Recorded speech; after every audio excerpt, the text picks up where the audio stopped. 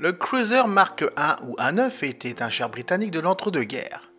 Rapide, conçu pour contourner les principales lignes ennemies et engager les lignes de communication de l'ennemi ainsi que les chars ennemis.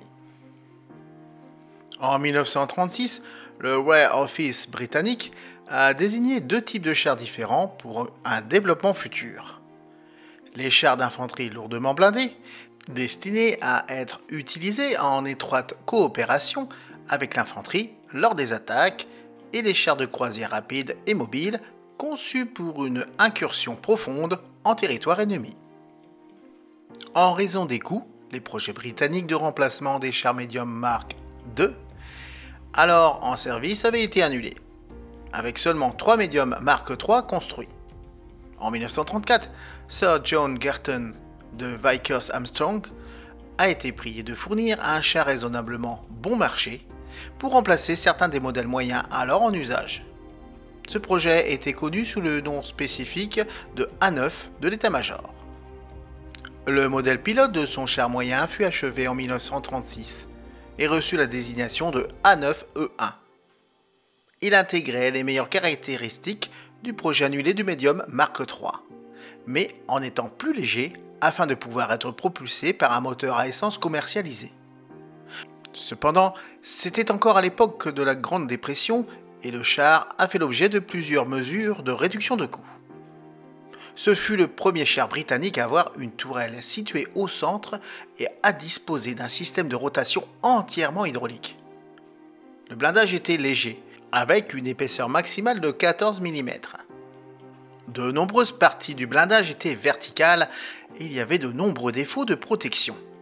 Mais il pouvait atteindre 40 km/h et était équipé du nouveau canon à haute vélocité, le QF de 2 livres de 40 mm qui avait remplacé le QF 3 livres de 76,2 mm au moment où la fabrication commença en 1937. Les compartiments du conducteur et du combat n'étaient pas séparés.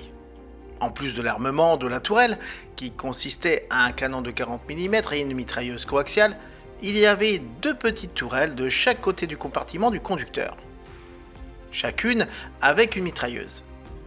Ces deux petites tourelles étaient occupées en permanence, ce qui portait l'équipage au total du char à 6 hommes, commandant, tireur, chargeur, conducteur et deux mitrailleurs.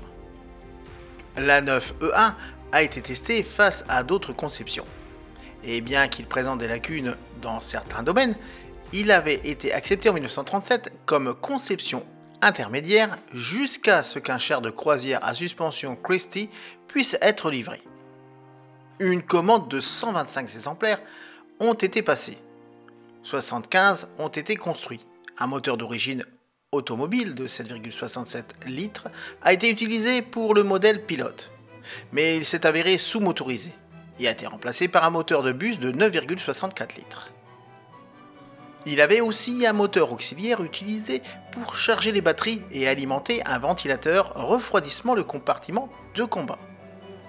l'A9 pesait 12 tonnes, mesurait 5,8 mètres de long, 2,65 mètres de haut, 2,5 mètres de large et avait une vitesse maximale de 40 km/h sur route et 24 km/h en tout terrain.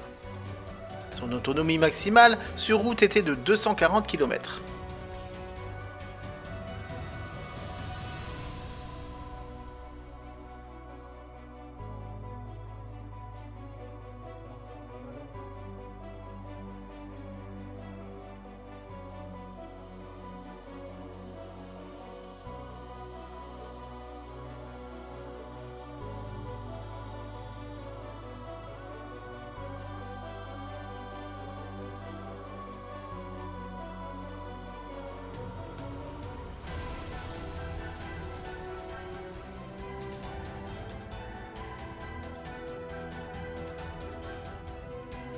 Le Cruiser s'est avéré être un char efficace lors de la campagne de France, de Grèce et du début de la campagne d'Afrique du Nord.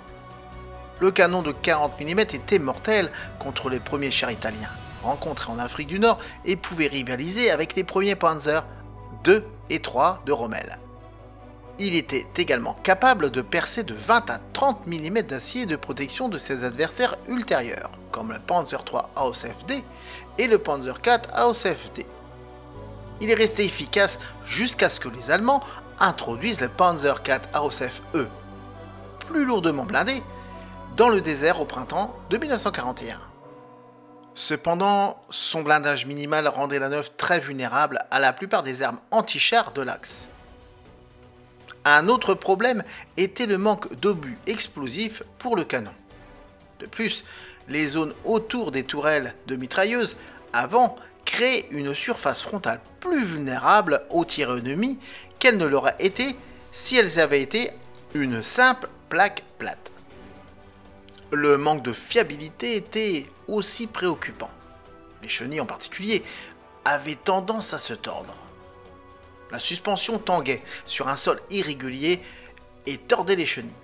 Cela le ralentissait lors des essais, et plus tard lors des opérations. La faible coque boulonnée et les bogies à ressorts hélicoïdaux étaient également déjà obsolètes en 1941.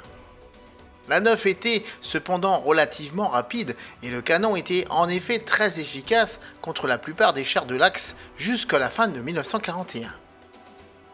Aussi innovant que le char ait pu être, il a été démontré qu'il présentait deux défauts majeurs lors des opérations de France en 1940. Le blindage était trop mince et la vitesse n'était pas au niveau de ce qui était considéré comme la vitesse du croiseur.